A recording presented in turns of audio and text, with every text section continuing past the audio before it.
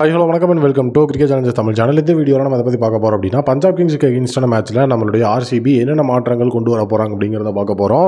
Punjab கிங்ஸுக்கு எகென்ஸ்டான match வந்து சின்னசாமி ஸ்டேடியமில் நடக்க போகுது. ஸோ கண்டிப்பாக அது வந்து ஒரு பேட்டிங் ஃப்ரெண்ட்லி அப்படின்னு சொல்லி நமக்கு தெரியும்.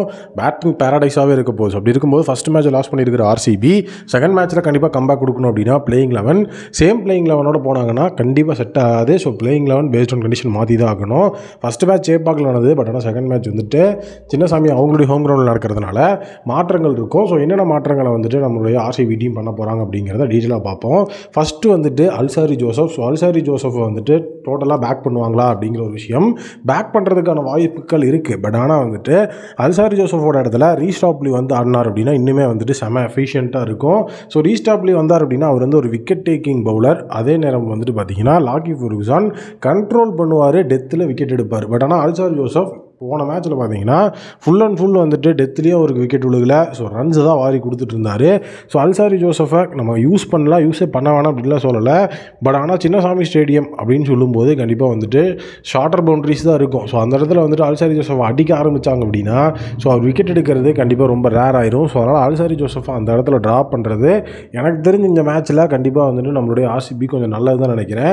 ஏன்னா லாக்கி ஃபெர்குசனை பொறுத்த வரைக்கும் சின்ன ஸ்டேடியமாக இருந்தாலும் அவருடைய அந்த ஒரு லைன் அண்ட் லென்த்தை வேரி பண்ணி ஒன்று எக்கனாமிக்கலாக போட்டு ஏதாவது ஒன்று பண்ணிடுவார். இல்லை ரன்ஸ் கொடுக்குறாரு அப்படின்னா விக்கெட் எடுத்து கொடுத்துருவார். ஸோ இது வந்துட்டு ரொம்பவே வந்து எஃபிஷியண்ட்டாக காலகாலம் நடந்துகிட்ருக்கு. அவருடைய இன்டர்நேஷனல் டீமாக நியூசிலாந்து டீமுக்கும் அவர் தான் பண்ணிட்டுருக்கிறாரு. அல்சாரி ஜோசஃபை பேக் பண்ணுறோம் அப்படின்னா அல்சாரி ஜோசப் ரன்னு கொடுத்தாலும் விக்கெட் எடுத்து கொடுத்துட்டாரு அப்படின்னா ஸோ கண்டிப்பாக அதை வந்து ஈக்குவல் பண்ணிக்கலாம். ஏன்னா சின்னசாமி ஸ்டேடியமில் ரன்னு கொடுக்கறதுக்குலாம் எந்த பவுலரையுமே நம்ம வந்து குறை சொல்ல முடியாது. பட் ஆனால் விக்கெட்டை கொஞ்சமாக எடுத்துன்னு இப்போ டெத் ஓவர்ஸ் வந்து அவர் தான் போடுறாரு, லாஸ்ட் 2 ஓவர் அவர் தான் போடுறாரு அப்படின்னா ஸோ கண்டிப்பாக வந்துட்டு அந்த 18th ஓவர்லேயும் 20th ஓவர்லேயும் ஒரு 2-3 விக்கெட் எடுத்து கொடுத்துட்டாரு, மேட்சை வந்து டேர்ன் பண்ணுறாரு அப்படின்னா இன்னுமே வந்து எஃபெக்டிவாக இருக்கும். அடுத்ததாக பார்த்தீங்கன்னா ரீஸ்டாப்லி. ஸோ ரீஸ்டாப்லி பொறுத்த வரைக்கும் அவருடைய ஹைட் வந்துட்டு இந்த இடத்துல ஒரு மிகப்பெரிய எக்ஸ் ஃபேக்டராக இருக்க போது. ஏன்னா வந்துட்டு ஒரு டால் பவுலர் அப்படிங்கிறதுனால எங்கேயாவது வந்து அடிச்சாக்க அப்படின்னா கொடை கிளம்பி அந்த இடத்துல வந்துட்டு அவரோட விக்கெட்டை அந்த பேட்ஸ்மேன் பறி கொடுக்கறதுக்கான வாய்ப்பு இருக்குது. ஸோ அது மட்டும் இல்லாமல் ரீஸ்டாப்லி first match of the last இயரே வந்து நல்ல ஒரு பெர்ஃபார்மன்ஸை கொடுத்தாரு. அப்புறம் இன்ஜுரி கன்ஸ்ட்ரெயின் அப்படிங்கிறனால வெளியேறினார். ஸோ அதனால் இந்த சேஞ்சை கண்டிப்பாக மெயினாக கொண்டு வரணும்.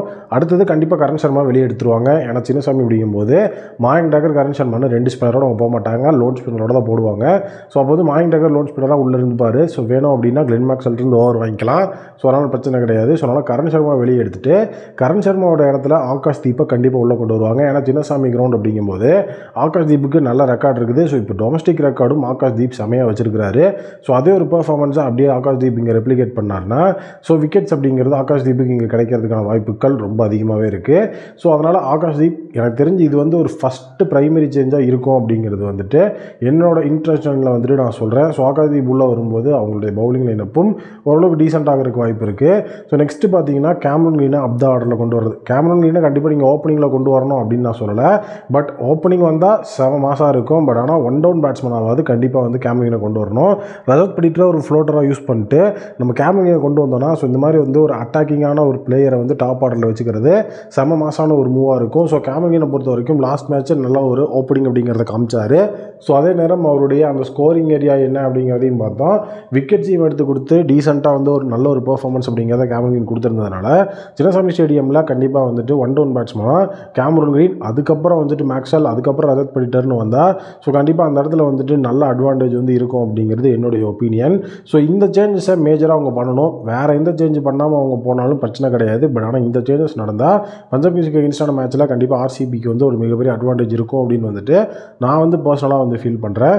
ஸோ உங்களுடைய ஒப்பீனியனில் நீங்கள் வந்துட்டு எந்த சேஞ்ச் ஆர்சிபி பண்ணால் நல்லாயிருக்கும்னு நினைக்கிறீங்க அப்படிங்கிற உங்களுடைய ஒப்பீனியனை கமெண்ட் செக்ஷனில் மறக்காமல் கமெண்ட் பண்ணுங்கள். Thank you, take care and bye bye.